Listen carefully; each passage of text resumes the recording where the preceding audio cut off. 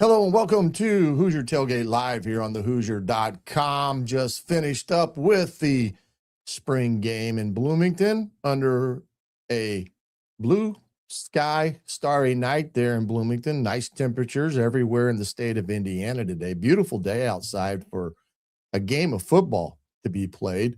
And appreciate you joining us here on this recap of the spring game, or should I say a couple quarters of the spring game there in Bloomington. Very nice crowd on hand to take in the festivities of tonight. Fernando Mendoza, as predicted, went number one overall to the Las Vegas Raiders as the number one draft choice. Congratulations to Fernando. A legacy he has left there in Bloomington is going to be hard to ever topple in what he was able to do in one season. 16-0, Big Ten champions, Heisman Trophy winner, national champions, and now the number one draft pick in the NFL draft. A very storied one-year career, I should say, there in Indiana. But now off to the NFL. It was great to see that all come to fruition for Fernando, as some of his teammates that were interviewed by the Big Ten Network tonight basically said a very deserving opportunity for Fernando and the respect that they've had for him since he had came to Bloomington a year ago about this time, has made a lasting impression on all those teammates that he had there at Indiana. But a great opportunity. More to come from Indiana graduates as well. You know, Omar Cooper probably will be the next one taken. D'Angelo Pons possibly the next one. Those two are probably sitting on pins and needles, I guess, but they probably have an idea where they're probably going to go. I'm sure that many of you are watching that as well as watching this. I appreciate you coming along. If you got a question or comment, by all means, put it into the chat box. We'll talk a little bit more. If you got a question about a specific thing, we'll try to get it answered for you. But yeah, many as 10 guys will probably end up either drafted or signing some form of free agency and be in an NFL camp, which will be a great acknowledgement of what Coach Cignetti and his staff were able to bring into Indiana's fold. Some guys that came from James Madison that had 2 great years and possibly now getting to get the ultimate opportunity in the NFL. Do me a favor, if you're watching us here this evening, by all means, if you could hit the like and subscribe button there for the Hoosier.com, if you're watching there, or the Hoosier Tailgate, give that a follow as well. Hit the notification bell, let you know when we've got a video dropping, whether it be a live video or a recorded. We try to do lives as much as humanly possible, and we love to have dialogue as we go along here. Robert says watching both, and we'll get to some of the question as Duckman USA just asked, is there anything that stands out about Hoover at this point, or is it too early to tell? Well, I think Coach Cignetti has said this is pretty much where every quarterback that has come in, Curtis Rourke, Fernando Mendoza, he is at the same midway point in his understanding and comfortness of running the offense, which shows you good and bad. Not totally grasping at it, maybe at all, at all the times. It's hard to do any type of evaluation tonight in some respects because of the number of O-linemen that were out for Indiana, especially amongst that first group.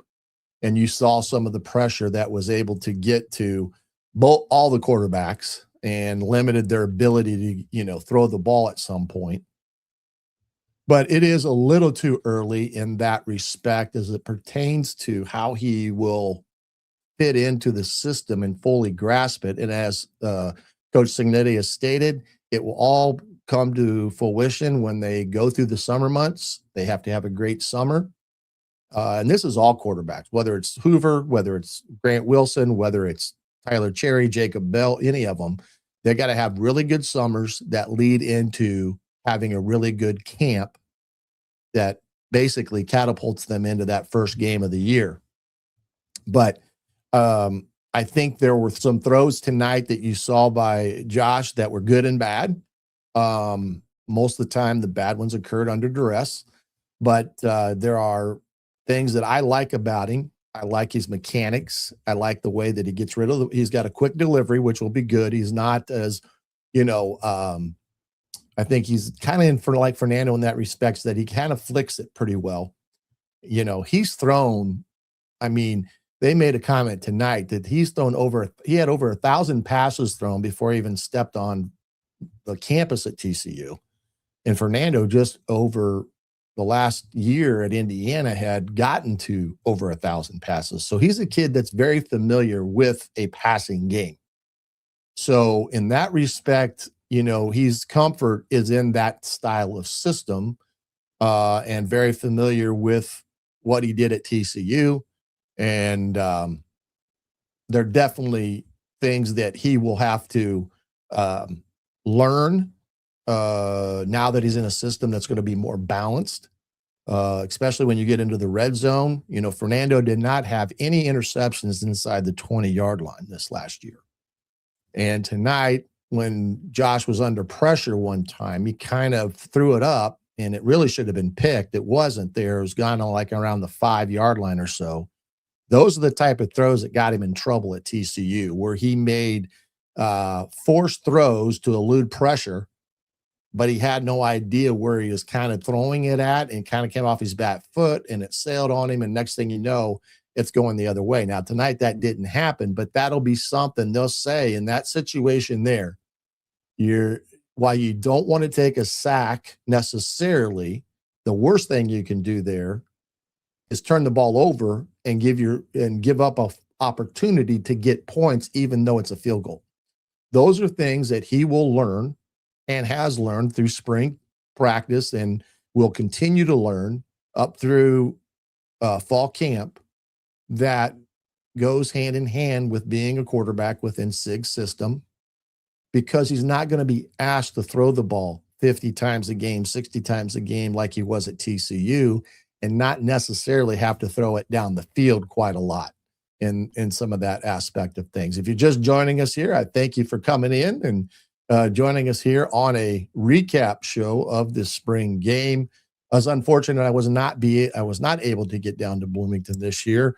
My mom has been a little bit ill, and just got out of the hospital a couple weeks ago, and she had some doctor's appointments that I needed to be around today to take her to, and that unfortunately kept me from going down to Bloomington. But when you're needed and family relies on you, well, football is just a game and family is family. So I was able to do that, but was happy that the Big Ten Network picked it up and was able to watch it there. And sometimes you get a better seat. I was talking about earlier, I don't know if any of you were actually at the game this evening and you're just getting back in or following from somewhere else, but it looked as if the crowd was a pretty decent turnout tonight, a little bit better than it was a year ago. As you know, I think every year they've increased their attendance in that respect. So that was good to see.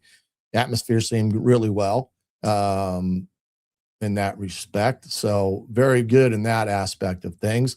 Roger, they may have more speed at the skill. Yeah, I think you can be, and I've said this before, if you're not excited about Indiana's offensive skill positions, wide receiver and running back, I'm not sure what you're looking for, because they've got very good skill at those positions, especially at the wide receiver position. Marsh, Preston, Tyler Morris, it's great to see that kid out running around after suffering a knee injury last year. I think they were counting on him pretty heavily heading into the season last year because of what he brought to the table. And tonight, I think you got an idea of what that is in terms of his flexibility and his athleticism, finding open areas and making plays. And he had the big touchdown pass from Grant Wilson too. But there's no question The wide receiver room is very good and ultra competitive with Preston, Marsh, Tyler Morris. Of course, Becker did not play tonight, but we know what he can do, as well as others that were in the midst there. As we know, the tight end position is kind of the question mark. Very young group that went tonight. And then, of course, we'll see where Brock Schott fits into the equation, being an older guy. But at the end of the day, it's still going to be a young tight end group. But I do believe they will get better and fully capable of stepping on the field at some point and being contributing factors. Up front, I think we're pretty self-aware that their top 5 offensive linemen were not in tonight. Of course, Carter Smith hasn't been in all spring. And at the same time, it's given Bob Bosted and the offensive staff, due to those guys not involved in practice and such through spring, an opportunity to really evaluate the younger guys and being able to really fill out who is going to be your top 10 guys along the offensive line heading into fall camp. And there are going to be several young pups in that 2 deep that are going to be redshirt freshmen, redshirt sophomore, and that's fine. But you understand that top 5 that Indy, I'd say their top 5 or 6, maybe 7, are going to be pretty darn good up front. I don't think there's any question that they've got a significant core of guys returning: Evans, Lynch, Carter Smith, and then you got the Bruner kid from Wisconsin, and I'm spacing his name right now. I can think of his number, 72, who played a lot last year, played inside, played outside, so he's got a lot of ability to move in and around. So you got to feel confident that group will get settled, and then add to the room that we just talked about. In the running back position, you got Martin, you've got Turbo, who looked every bit of what you would expect from a pretty seasoned vet at that position. I think you can see his value in the running game. We know what Martin has done, as we have seen in his appearances, not just last year, but into the spring here as well. You saw Kono tonight, a little bit here and there. His promising on the upside looks good. So I do think, if BB gets back into the fray, I think they're going to have 3 guys at that position that can really tote the rock and earn the tough yardage and complement that offense with that offensive line. And then, of course, the tight end. Flipping over to the defense, here I got, appreciate your perspective. Thought Sig made a good point post-game on the sideline about quarterback protection. He seems to choose his words carefully on intentional. Yeah. You got to have the understanding when you've got your top offensive lineman in close on the sideline, you understand that, especially who they're going against defensively. Look, let's face facts. That defense that Brian Haynes has, their front 6, 7 guys are going to be as good as anybody within the Big Ten Conference that they'll face next year.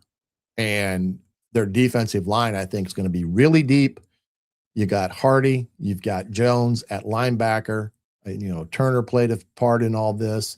I thought it was good that you got to see Baldwin make some plays tonight out of the secondary, as did Bell at times, because A.J. Harris and Gandy, the kid from Pitt, were not in uniform tonight.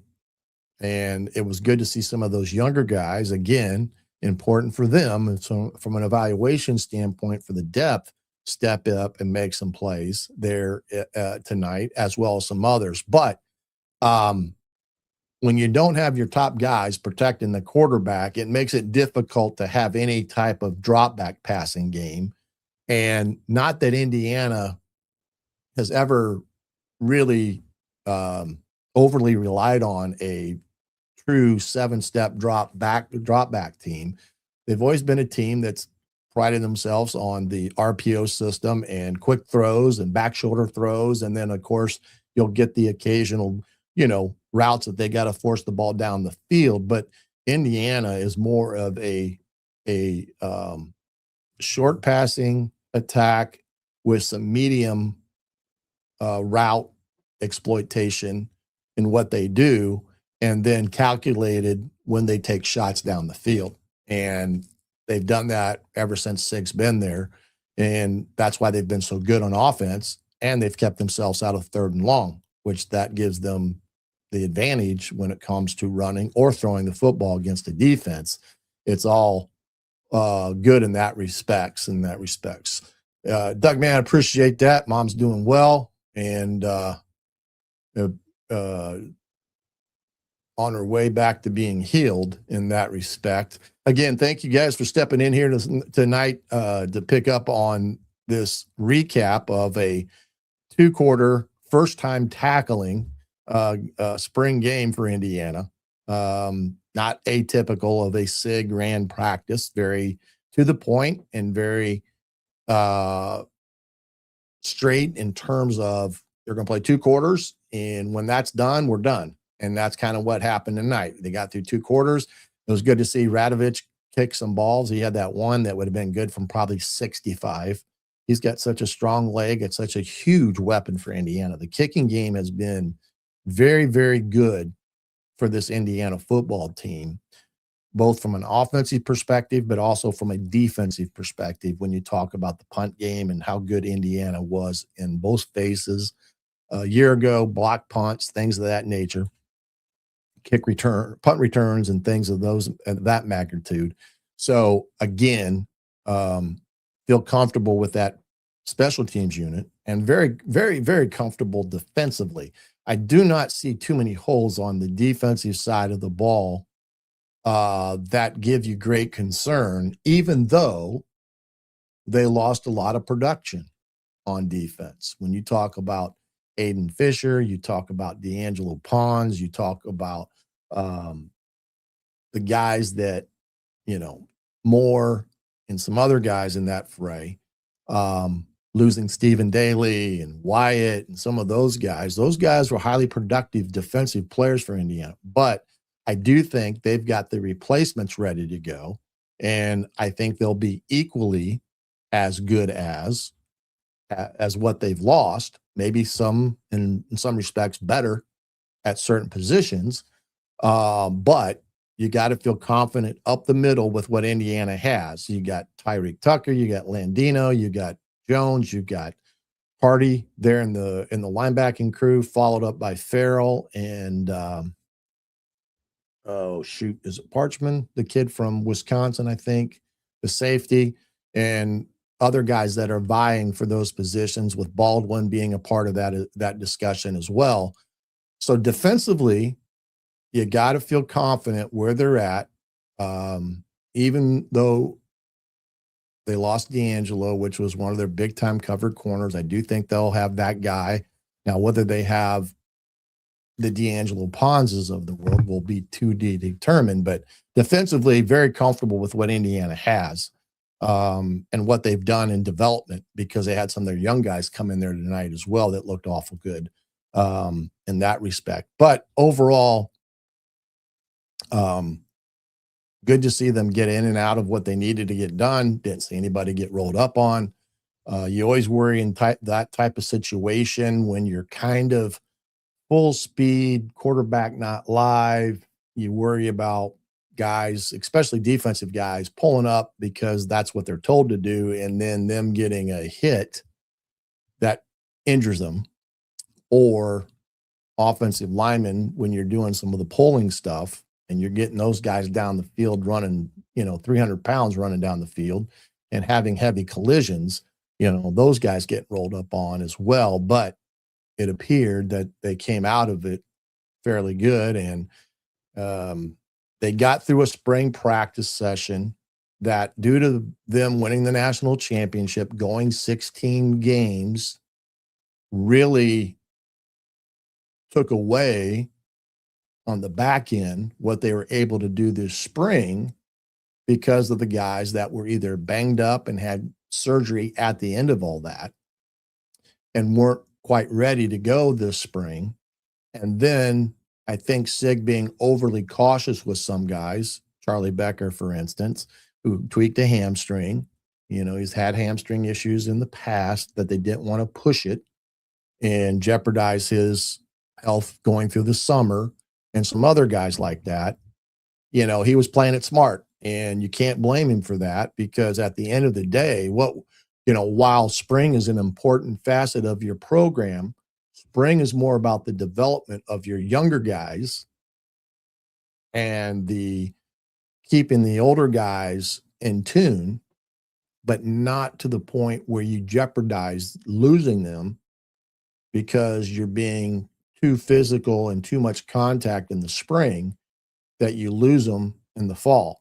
And so spring practice has always been about your development of your younger players, with getting your older guys, the ones in the twos, in and out pretty much throughout spring, and getting those young guys in there. It was good. I mean, I liked, Grant Wilson, I do think will be the number 2 guy heading into the year. I don't think there's too much of a question there, while Tyler Cherry has shown some signs of, getting better and adding some weight to the frame. And he's still young. He's still got a lot to learn, where you've got Grant Wilson, the kid from Old Dominion, who has played at the Division I level.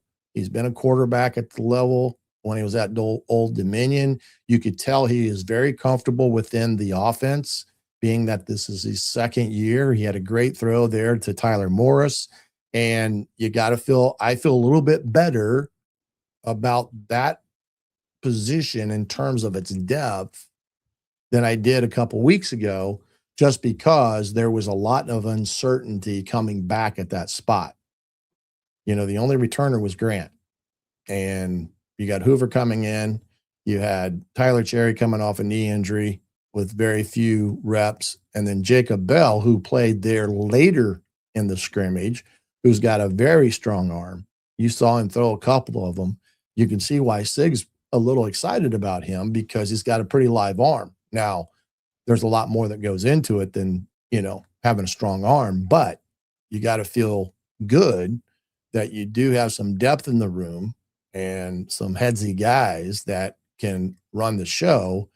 But I do think Grant Wilson will predominantly be the number 2 guy, and they'll develop Tyler Cherry in and out through the season next year, because you're going to lose Hoover and Wilson at the end of next year, and you're going to have Tyler Cherry as the wily veteran and young pups all behind them. Now, whether they go into the portal and grab another guy will be to be determined, but that spot will be hit again pretty hard next year.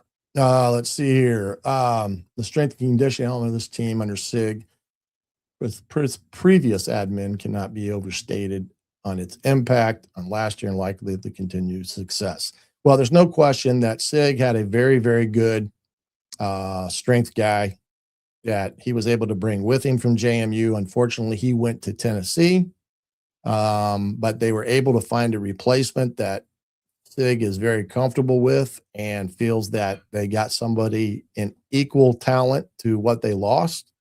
And it's been a big part of Indiana's ability to avoid injuries, because that's what your strength and conditioning is for, is more to prevent injuries on top of adding muscle and good weight and things of that nature. It's more about the flexibility and prevention of injuries. And the good strength coaches know how to do that. And Indiana's done that the last couple of years with the previous strength staff that did a great job with that aspect of the team development, as well as developing the younger guys in the weight room. And here's a guy like Tyler Cherry, for instance, who was not on the roster last year because of that knee injury. However, you could tell that he'd been in the weight room doing as much rehab work that he needed to do to strengthen that knee, on top of developing a strength overall, which I think is a good something to point out as well and everything. But I do think it was overall a good go, a very good look, great crowd. Um, I didn't see or if anybody was actually at the game tonight, and if you are, please let us know here on the in the chat box. Maybe you can give an opinion of what the feeling was live, because definitely there's two different feelings. There's a different feeling when you're live and in person, as opposed to watching and on TV under a control environment. You get a little better feel for all 11 on the field as opposed to a few guys that you're watching via TV. But um, overall, I do think they got what they wanted to get done. They had a lot of different recruits in tonight, some big name recruits, some 4-star, some 5-star guys that are here on their official visit weekend as well. You got Little Five. There's a lot of things going on this campus this weekend on top of the what happened tonight, the spring game. So it's a great time to have those recruits in to get a great feel for Bloomington and Indiana academically, socially, football, and hopefully they're going to land some of these guys out of the 27 class that were here these next couple days. We talked about the Brewster kid that's here, whose dad played with Brian Haynes at Ball State. He's a big-time defensive lineman out of the great state of Texas, who's got Texas Tech, who's got a lot of money behind them right now. But it looks as if they've got a great shot with him as it pertains to potentially locking him up. What do you know about Hoover's ball security? Because let's be real, Mendoza let the ball slip out a little bit too much for comfort. Well, Hoosier Dave, one of the things that, Josh did have some trouble at TCU. It's not anything that's not been said or talked about, is he did have trouble with throwing interceptions, but you also got to look at that in the frame of the offense that he was in there. And it was an offense that was a heavily pass-oriented offense, and they did force the ball down the field quite a bit. That led to him being picked quite a bit over his last couple of years there. Mostly, tip balls, of course, or throwing it up down the field, or, and there are some dumb ones in there, I'm sure, as well. But, when you think about Fernando, one of the things that he did a great job of last year, I only think he threw 6 total INTs, and he didn't have any inside the red zone, which is huge. So you take that into consideration, and you can see what Sig does, what Tino will do, and even Shanahan will do, is have an offense that is not reliant upon throwing the ball every down because of a run game that they'll establish with the RPOs and things of that nature. And I do think they'll be able to get him cut down on some of that, and some of the stupid throws that he did throw picks that, are just no-nos as a quarterback. That's the key component there. Whoop, lost my camera here for 1 second. Let me get it back on if I can here. I should be back up here in a second. Sorry about that. Maybe not. Up there we are. So I do think we'll be okay there with what they've done over the years. Let's see. Talking comics, Mendoza goes number 1 in the Knicks. Great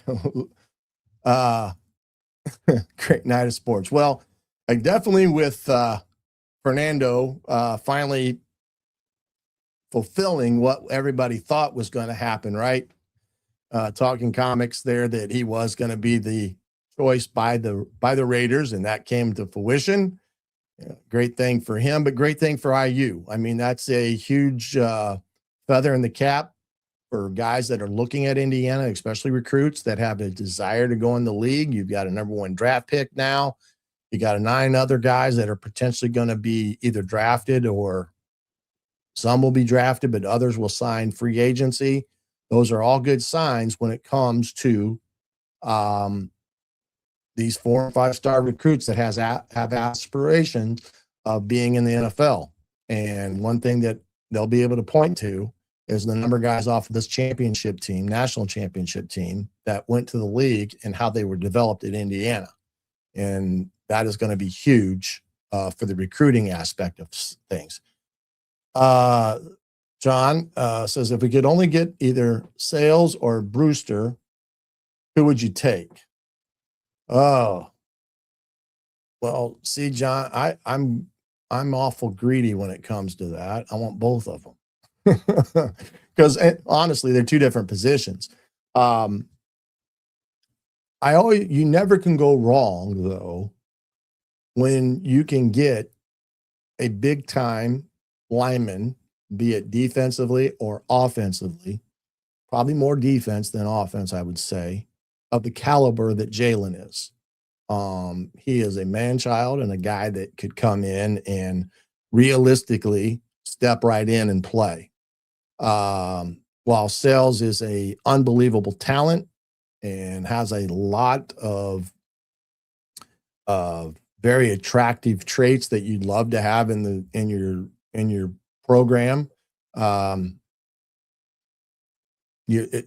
Recruiting or getting D linemen, especially that can play and run, is somewhat hard at the collegiate level. That's why you've seen a lot of defenses that have evolved from a 4-man front and playing the 4-3 and 4-2, because finding 4 defensive guys that can stick their hands in the ground that could play in the trenches, but could run laterally as well, was difficult. And that's why a lot of teams started switching to 3-man fronts, because of the ability to consistently find those 4 guys. So when you get a guy caliber of Jalen Brewster and what he brings to the table, you default to getting that guy because it's not very easy to recruit a lot of those type of guys. So that's kind of how I would be, but I'd want them both. So I'm going to be greedy in that respect, John. Yes, Robert, no question. He's going to have a better balanced attack than he did at TCU.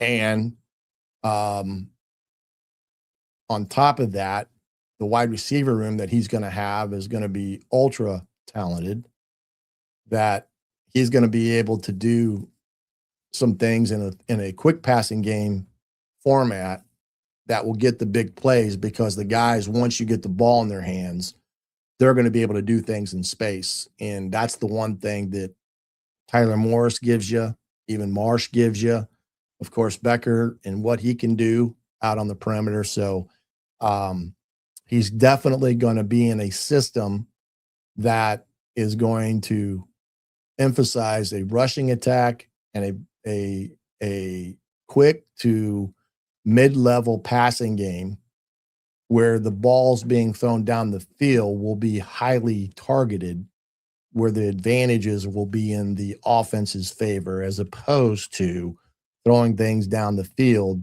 that a defense can play cover 2 in, and they know you're going to force it, and all of a sudden you're getting a tip ball pick in that respect. So no question. Yelly. Yeah. Yes. He was out there. I did see him. He's a load. He's a guy that, again, will be able to spell the Tuckers and the Landinos on the inside and not miss a beat. Big, solid, strong kid. He was that way at Tulsa.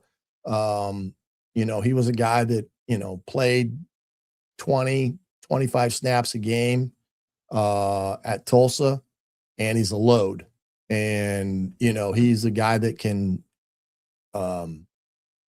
mix it up with the best of them. So I do think that was a good pickup for Indiana, especially to add to the depth with Landino and Tucker on the inside, on top of what they got. So I do like that kid as well. For those interested in seeing Sig at the race this year, I advise you buying tickets, planning transportation as soon as possible. As a 25-plus year attendee, it looks to be a bigger event than even the 100th. Well, that's for sure. And as you all have seen, Sig has turned down more requests for his presence, be it on the speaking circuit or other places where he could have probably made a lot of money. But the only place that he would not turn down was the Indianapolis 500. And you can't blame him on that one because that's the granddaddy of them all. And you got to be, if you're the national champion and the head coach of Indiana, there's no place better to be in May than the Brickyard, watching the Indianapolis 500 in his opportunity to drive that pace car. So, it'll be good to see if that all comes with a great weekend of weather and a great turnout and things of that nature. But good to see that Sig is getting the opportunity and what is the biggest spectacle, not in just sports, but Indiana sports when it comes to it. Yes, Preston did play. I don't know if he had any catches tonight. He did have one that was over his head in the end zone. Preston's a big body kid. I don't think he's as tall as Marsh, but he's fast. He has great speed. And again, when you talk about those guys on the perimeter, you add Becker to the mix, you're going to have good 1-2 punches no matter what position they're at. You got Chandler and Boyd that figure in the mix as well. And again, not to continue to pat the backs of the Shanahan in the wide receiver room, it's going to be a deep wide receiver room that can roll 6 guys in a game without any hesitation in that respect. Hello, everyone. And me and my mom are going to vacation in Tennessee this weekend, but we'll be back in Indiana this Sunday. Please keep in your prayers for me and my mom. It will be 2:06 a.m. Eastern Standard Time. Not quite sure, but safe travels to you and your mom. If you're heading down to Tennessee for vacation, I hope you have a great time down there. I've had some. At the race there, Hoosier Dave. Yep. Yeah, I know some families that have gone. It's been in their families for, generations, the tickets to the Indy 500, and worked for a guy at Ball State, former IU guy as well, Coach Bill Lynch. They've had tickets in turn 4 for I don't know how many years, and their whole family is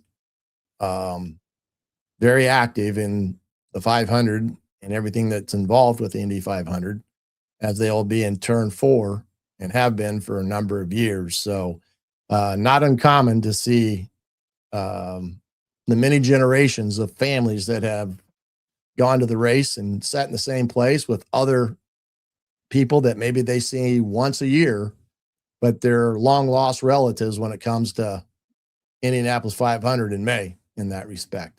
What's next for Indiana? Of course, we've got, wrapping up the spring as the guys will be getting ready now to work on their final exams and get themselves prepared for that so that there's no hiccups there, academically speaking.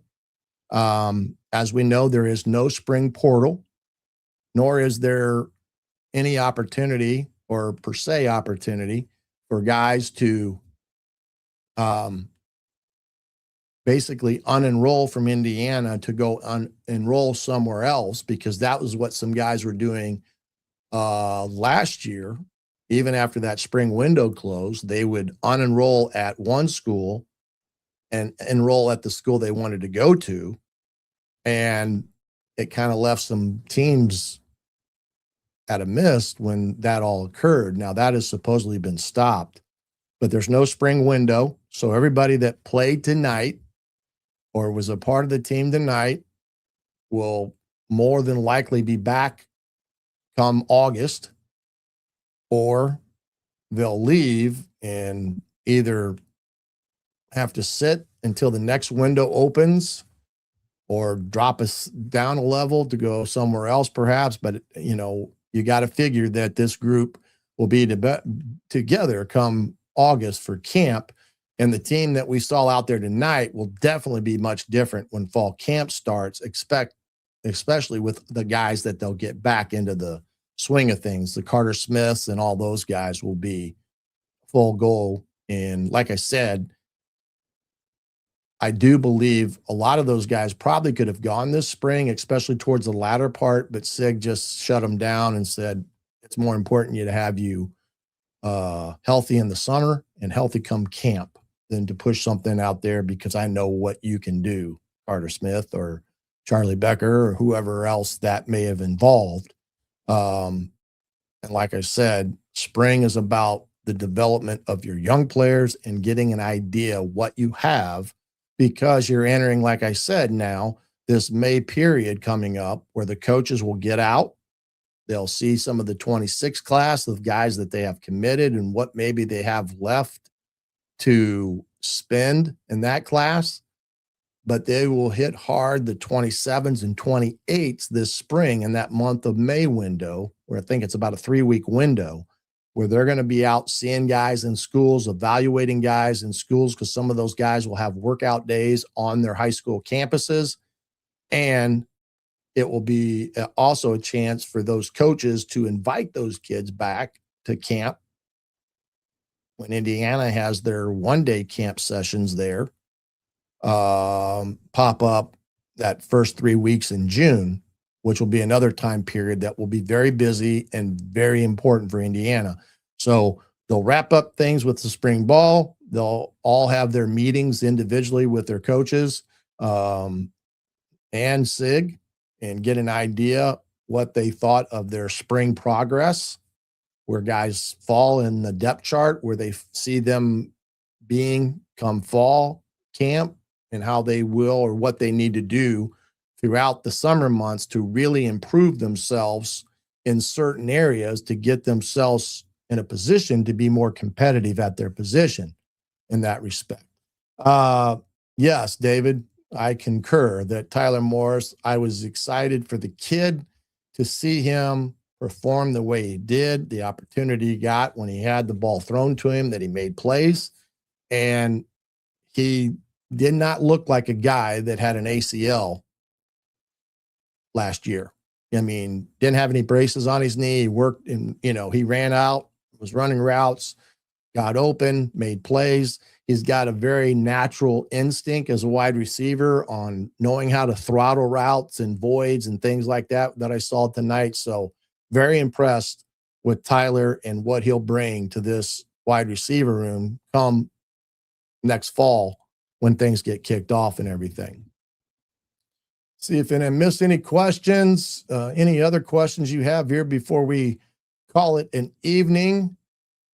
Because it's really not much more to divulge what was seen tonight. I think we've covered it all for the most part with what we had this evening with this group, and excited for this group and this team.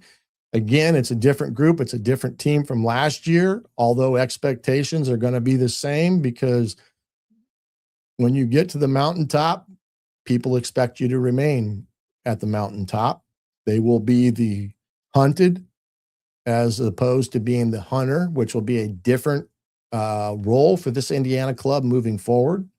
They're going to have a lot of bullseyes on their chest, especially one that's going to come into Memorial Stadium, I believe, in October, by the name of Ohio State, who's going to have a phenomenal team. Again, with what they've got in their toolbox over there. And Indiana is, again, a team that once you get here, the biggest thing that you have to see out of a group like this, especially if you want to become a team that's a legitimate year in, year out threat to be at the top of the conference, to win a Big Ten championship, to move into the playoffs, and to potentially win another national championship is consistency of what we've seen the last 2 years. This is a team, or under Coach Sig, has lost 2 ball games. One of those ball games being in the playoffs 2 years ago at Notre Dame. But these have been back-to-back 10-plus win seasons, and that's a start of showing that you're a team that's going to continue that trend upward, and you're not going to see a drop-off. That's the biggest thing that teams like Indiana can't afford, because it took so much to get there. Even though 2 years doesn't seem that long a time, you got to put those years that struggled at Indiana before Sig got here as some of those lean years that Indiana was in the bottom half of the Big Ten Conference, to all of a sudden now they're being in the upper top 4 or 5 teams in the conference. And to be that consistently is tough. But again, Sig has a blueprint, a process. He strips them down and builds them back up. The expectations remain the same. And probably one of my favorite sayings that Sig has is, it's always earned and never given.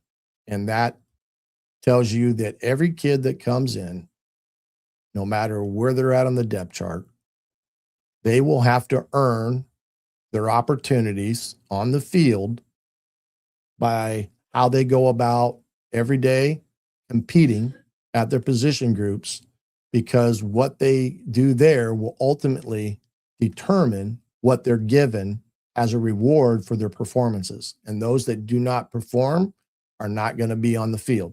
Simple as that. And when you're bringing in the talent that they're bringing in, let me tell you, it's going to be a great competitive balance about every position. And when you have competition, it makes every position better. And that's one thing that Indiana has always struggled with, is getting the consistency that there's not much drop off between your first team and your second team. Indiana's kind of have that top guy, but never enough guys behind that top guy to push him to be better. And now they've got it. And that's only going to make the team better, as we've seen the last 2 years. Be back on Thursday night with another edition of the Hoosier Tailgate Live here on thehoosier.com. Make sure you get over to thehoosier.com. Try to pick up on that last minute 50% off sale. I do think it's still going on, if I'm not mistaken. Pick all that up. I'm sure they'll have great coverage tonight out of the guys that were there, Alec and all the guys that were in attendance. Jim Coyle will have a rundown tomorrow on Indiana Sports Beat Radio that you can catch on his viewpoints on of tonight, as well as all the interviews and commentary of tonight's spring game. Well, enjoy your weekend. Like I said, we'll be back on Thursday night, 7:30 for another live Hoosier Tailgate here on thehoosier.com. But until then, I'm the coach, Shannon Griffith. This has been the Hoosier Tailgate here on thehoosier.com. Good night, everybody.